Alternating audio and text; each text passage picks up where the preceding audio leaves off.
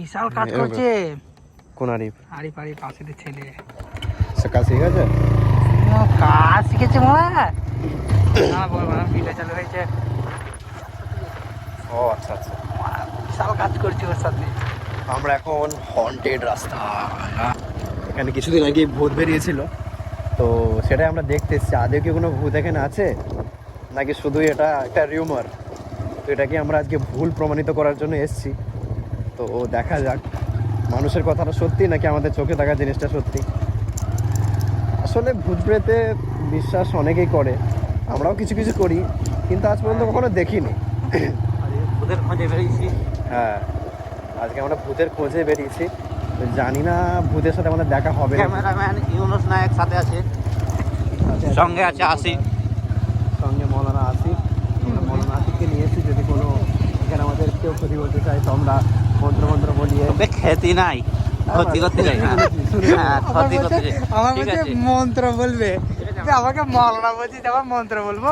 আর সামনে আমাদের দুই অভিজ্ঞ জ্ঞানবিদ ইমরান নাজির এবং শেখ সুমিনুল ইসলাম, আমাদের অলরাউন্ডার, নেটিভ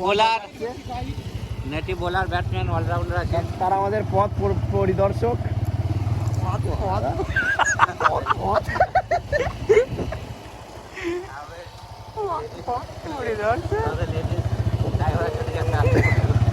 সামনে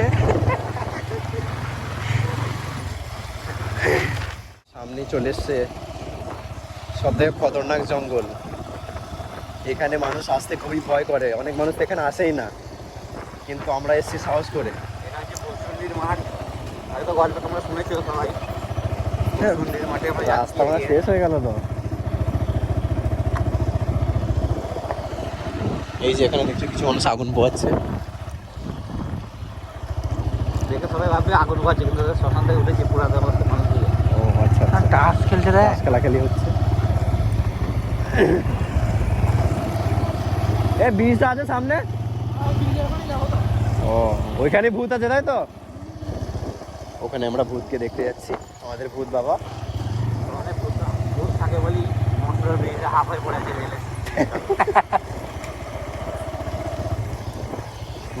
এই যে সেই ভয়ঙ্কর সেতু দেখতে পাচ্ছেন, গভীর রাত, গা ছমছম। এখানেই ভূত ছিল, সে কারণে এই ব্রিজটা হতে হতে বন্ধ হয়ে গেছে। তবে আমরা সাহস নিয়ে এসেছি, এটা অনেক ব্যাপার। আমাদের সাহস অনেকটাই বেশি, আমরা এসব ভয় পাই না। আমরা এখানে ভূতের খোঁজে এসেছি, কোনো ভূত নেই এখানে, মানুষ তো এখানে আসতে ভয় পায়, কিন্তু আমরা চলে এসেছি।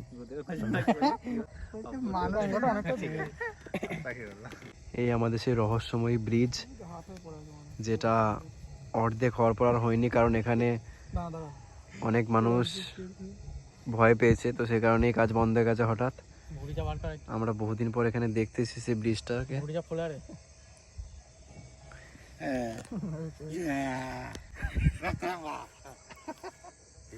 তো বলছে নাকি ব্রিজের কাজটা আবার তাড়াতাড়ি চালু হবে, দেখা যাক কবে থেকে চালু হয়। এখানে আমাদের এই যে মিস্টার ইউনুস নায়েক।